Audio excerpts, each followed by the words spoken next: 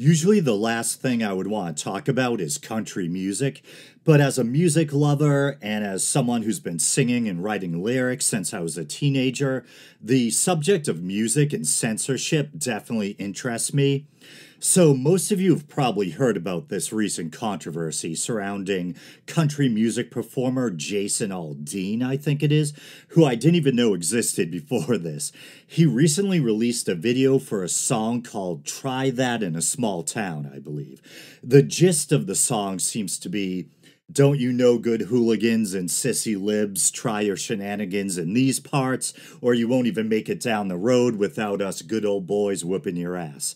Something to that effect. In fairness to Mr. Aldean, I don't think the song is necessarily explicitly violent. I added the ass whooping part, but that is the kind of feel or gist. Definitely not my cup of tea. Politically, I tend to lean left, and I've just never cared for country music, with some exceptions like Johnny Cash, etc.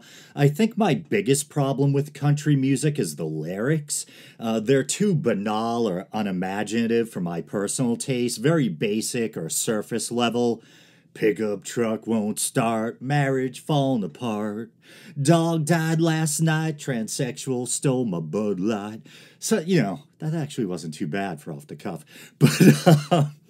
But just because I don't like a certain genre of music doesn't mean others can, obviously, And there's lots of people who do like country. In fact, it's extremely popular. But the topic of censorship comes in because some have suggested that the song promotes violence or that it may have racist undertones, because some of the crimes it describes, like the so-called knockout game, perhaps tend to be more generally associated with the inner city or inner city crime. I actually researched the phenomenon of the knockout game a bit earlier today for the sake of the show, and I came across a disturbing case that happened right in nearby Cambridge. I think this was back in the 90s. Apparently, this is a phenomenon that's been around for decades and decades. There's been different variations, and it's gone by different names.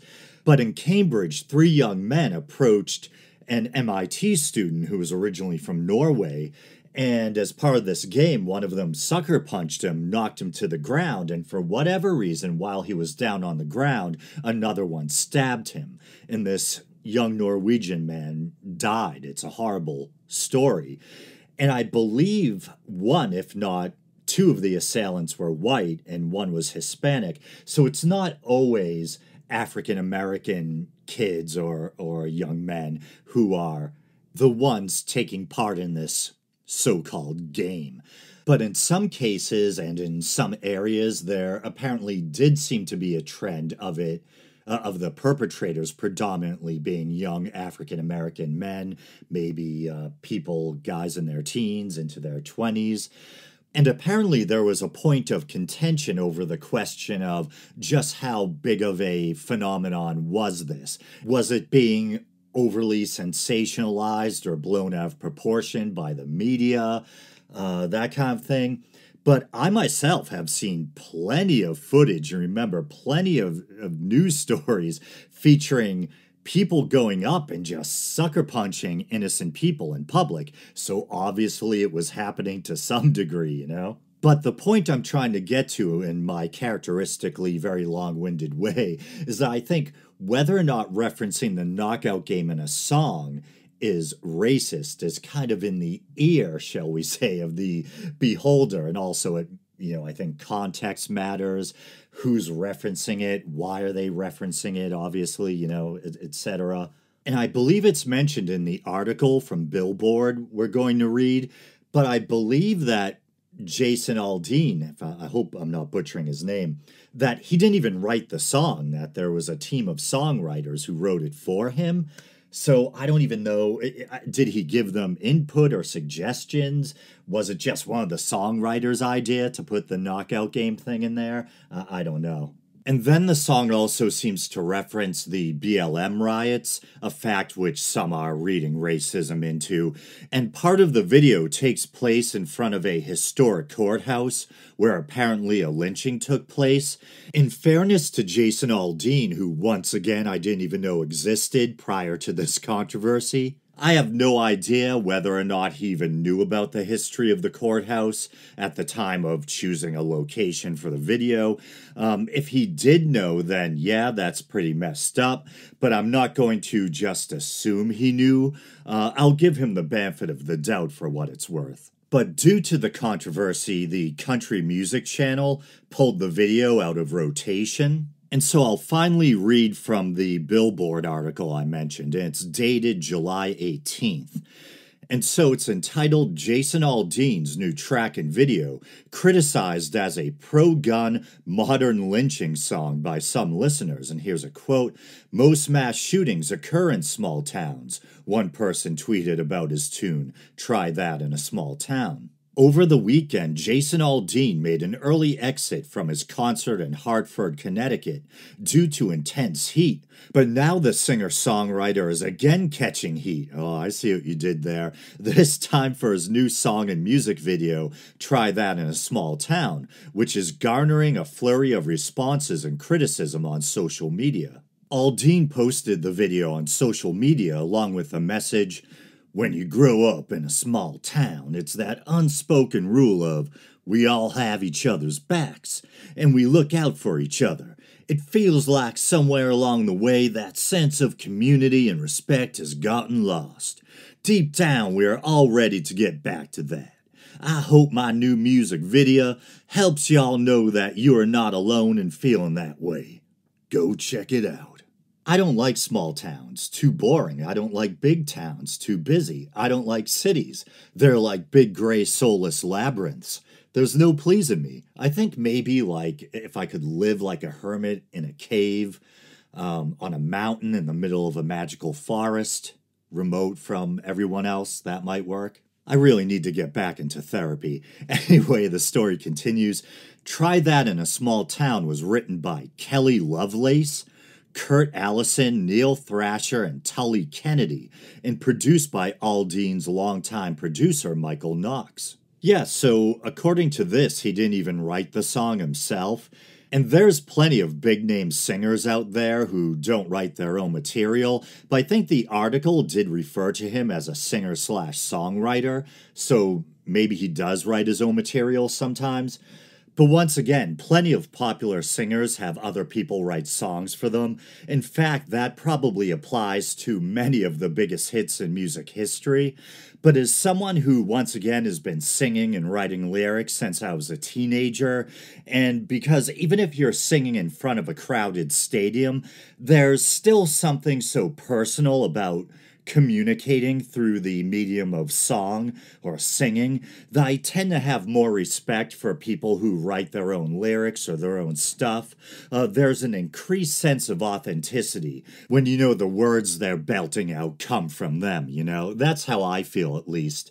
There are some exceptions. There's a number of bands I like where the singer's not necessarily the one who writes the lyrics. I think, for instance, with Iron Maiden, the bassist Steve Harris did a lot of the songwriting, including the lyrics. But I think Bruce Dickinson, at least with his solo work, wrote lyrics as well. And I don't want to get too sidetracked, but I recently fell down this YouTube rabbit hole where I was watching video after video of youngish content creators reacting to 80s videos or songs they'd never seen or heard before. And I watched a bunch of videos of young content creators reacting to Devo's Whip It. And then I fell down this Devo rabbit hole, and I actually ended up watching interviews and live performances of Devo. And apparently, I think the singer for Devo didn't necessarily write the lyrics. He may have written some of them. I think his name is Mark Mothersbaugh, something like that.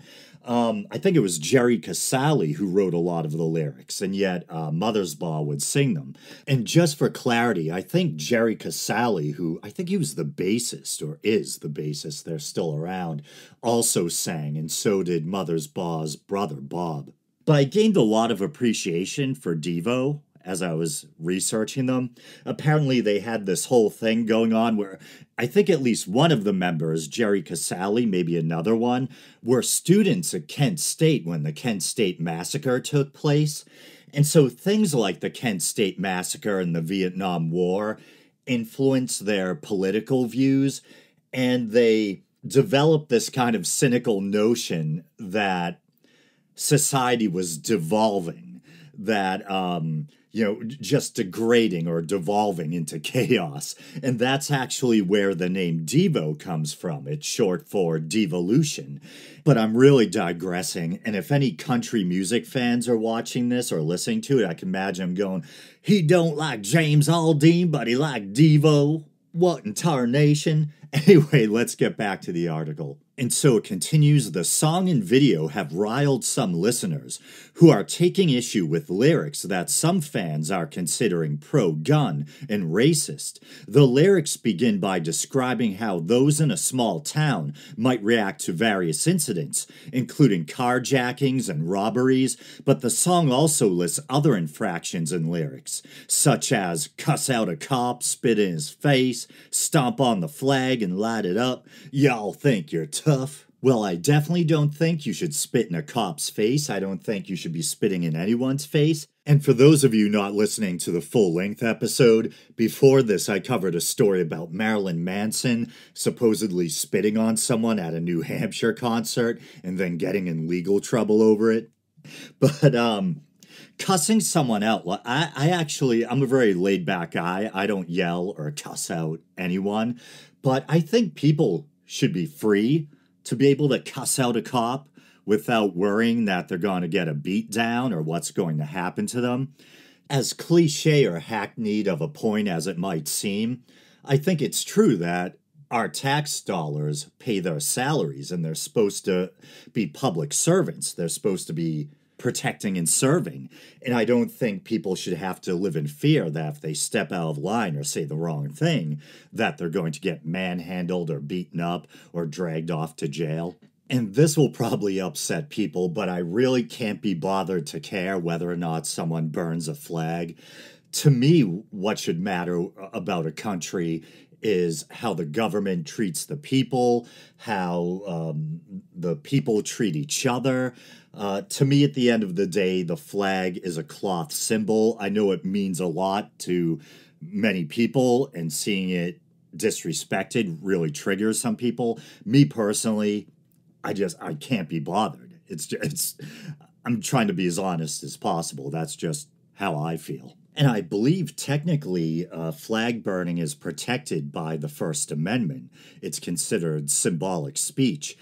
And if you're upset with your government, I think burning a flag is a valid form of protest. The only way I have friends and family that have served in the military. So, and I know some people equate the flag with the military, and if you're disrespecting the flag, you're disrespecting the people that have served or died. I don't necessarily see it that way. There's probably people who have served or are serving who don't necessarily see it that way, and I think it's, once again, a valid form of protest.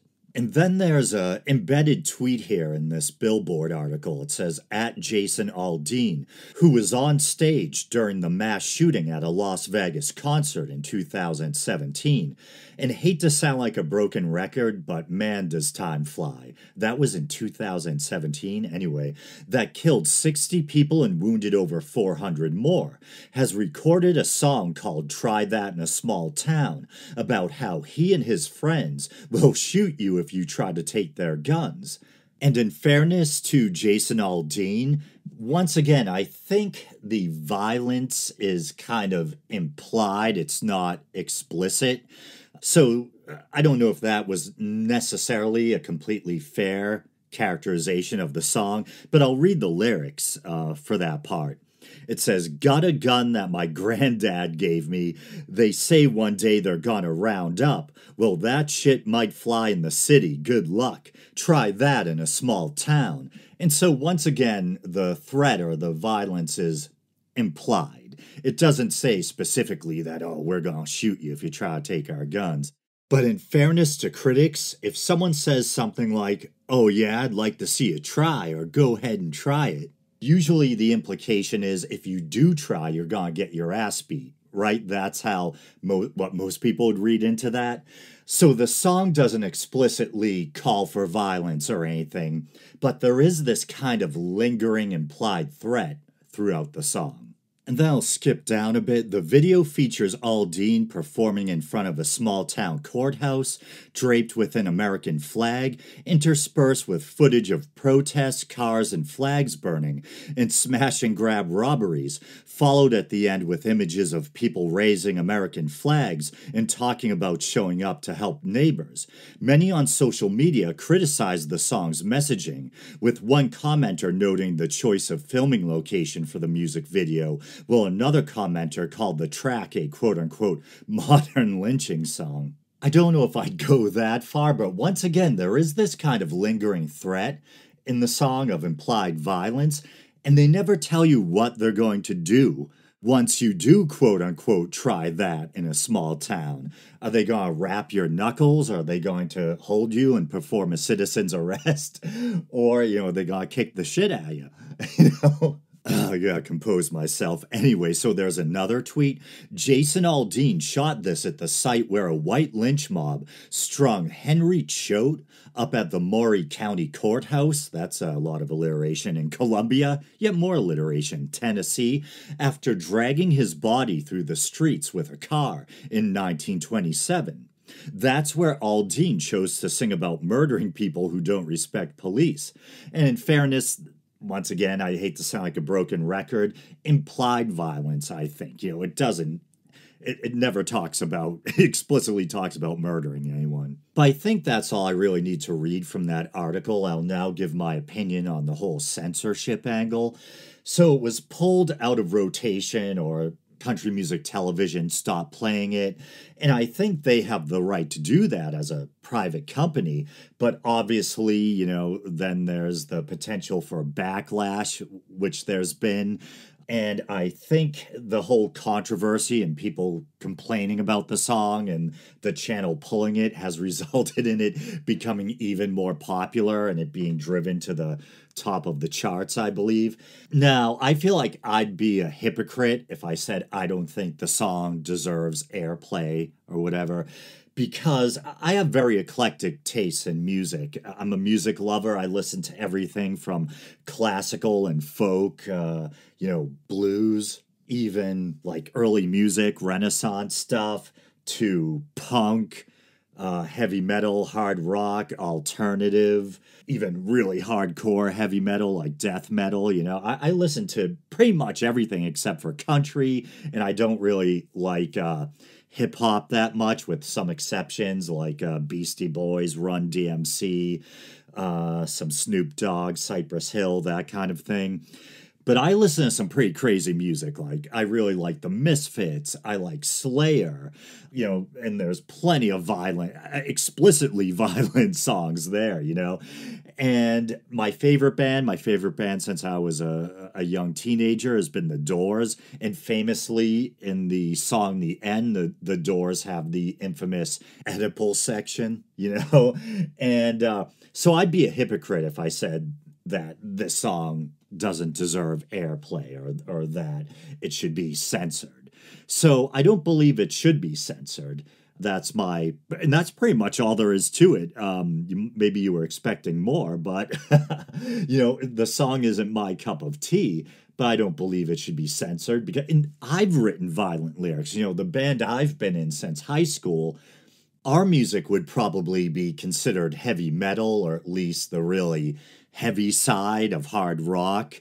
And I've written some pretty dark and disturbing lyrics. I wouldn't want my stuff censored, So, yeah, I don't have to like the song. I don't have to share the politics of Jason Aldean, which I don't, in order to say I believe in free speech when it comes to music. I don't think it should be censored.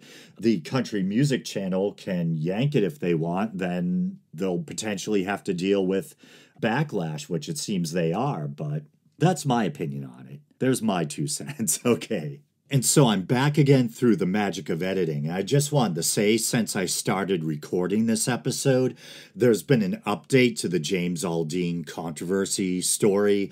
Apparently, the video was re-released. It's been edited and it's 6 seconds shorter. Apparently, some of the Black Lives Matter footage has been removed, and I think people understandably assumed it was removed due to the controversy.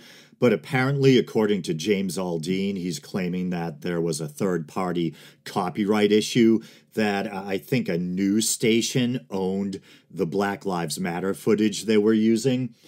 And Aldean, or his reps, are also claiming that he didn't personally choose the controversial courthouse location. And I also just want to quickly add or clarify that I believe I say I believe in free speech when it comes to music. I believe in free speech in general, with maybe some exceptions like explicit calls to violence, etc. But anyway, just wanted to add that update.